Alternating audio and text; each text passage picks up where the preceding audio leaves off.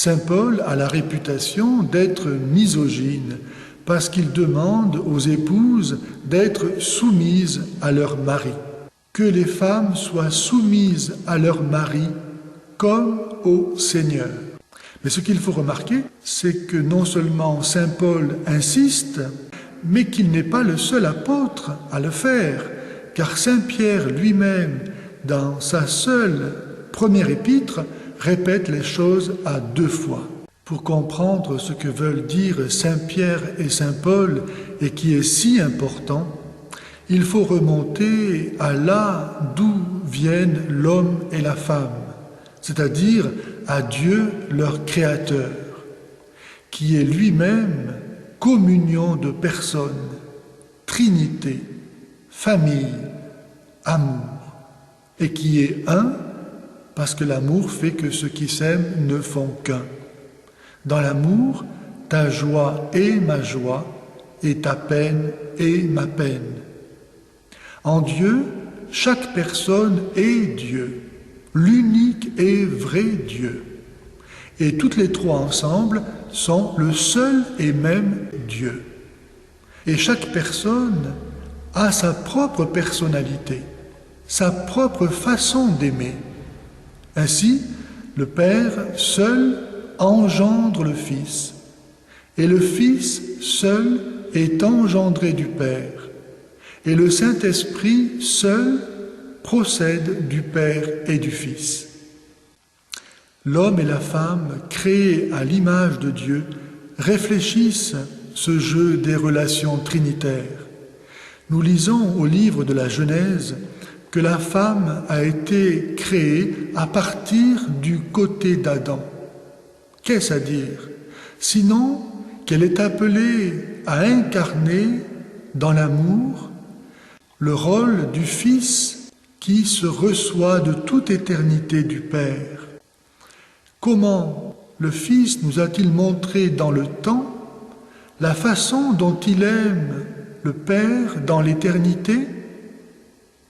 Il nous l'a montré en particulier à Gethsémani, lorsque la passion s'approche, elle que redoute sa nature humaine, et qui lui fait prier le Père en disant « Père, si c'est possible, que cette coupe s'éloigne de moi, cependant non pas comme je veux, mais comme tu veux. » Ainsi, l'épouse est appelée à incarner l'amour en renonçant, le moment venu, à sa volonté propre pour faire celle de son mari et créer ainsi l'unité de leur couple au prix de son sacrifice.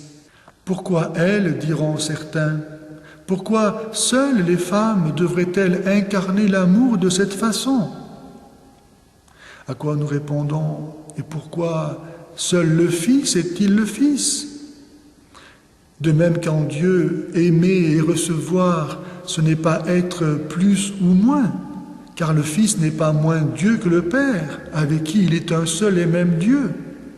De même, aimer en tant qu'épouse, ce n'est pas vivre une condition humaine inférieure, mais permettre, comme dans la Trinité, la différence qui rend possible le don et donc l'amour.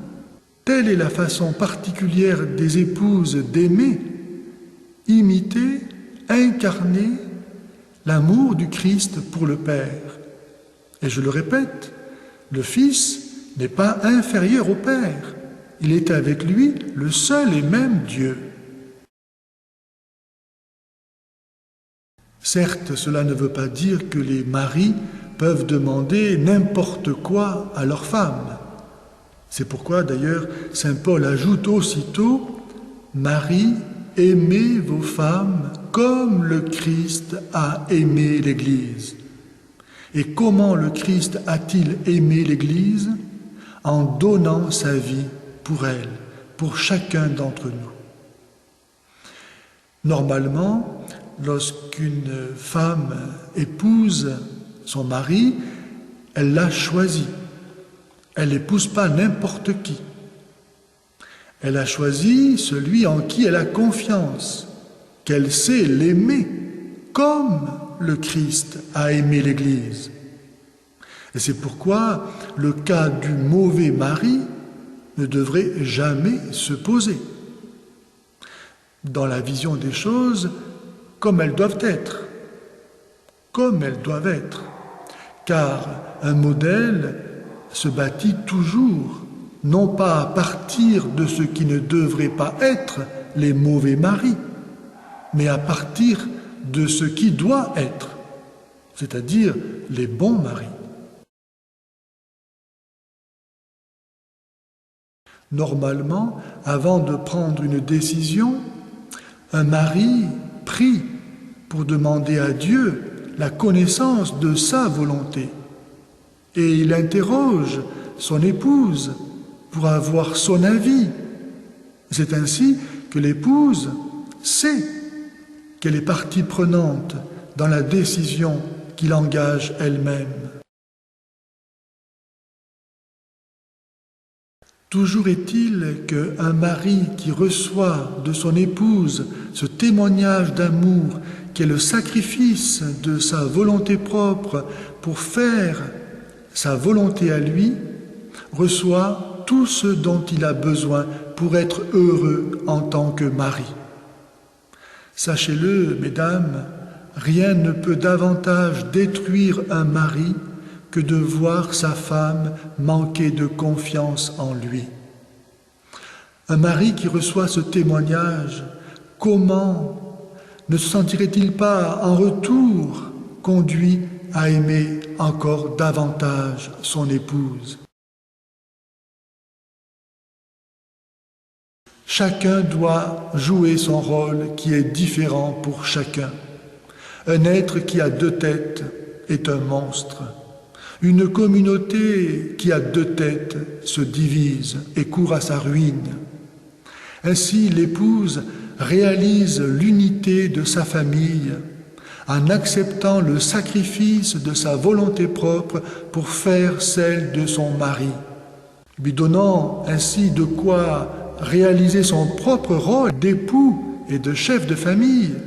Mais encore, elle apprend aux enfants à obéir à leur père.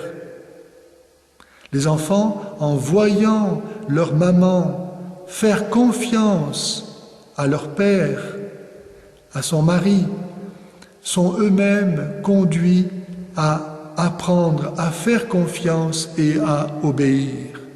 Et c'est là un service irremplaçable, inestimable, donné non seulement aux enfants, mais à la société tout entière, pour leur bien et leur salut, tant il est vrai qu'il n'y a pas de bien et de salut en dehors de l'obéissance. Voilà pourquoi tant de familles n'arrivent pas à se former, parce qu'elles sont empoisonnées par le féminisme qui a fait croire aux femmes qu'elles avaient à se réaliser en s'opposant à leur mari, à revendiquer à leur encontre leur dignité dans l'égalité des rôles, au lieu d'accepter leur différence et sa beauté pour en faire la joyeuse et merveilleuse offrande qui permet l'amour.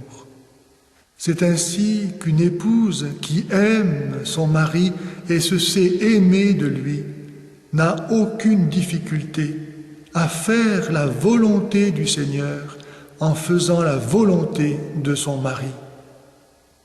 Heureuse famille alors, où la paix et l'harmonie du Seigneur ne peuvent pas ne pas régner, où l'on voit que seul le Dieu chrétien qui est Trinité permet à l'humanité de se comprendre dans la différence et de vivre l'amour dans la vérité.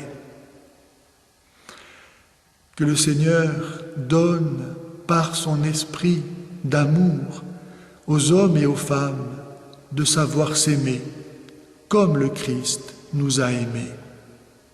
Ainsi soit-il.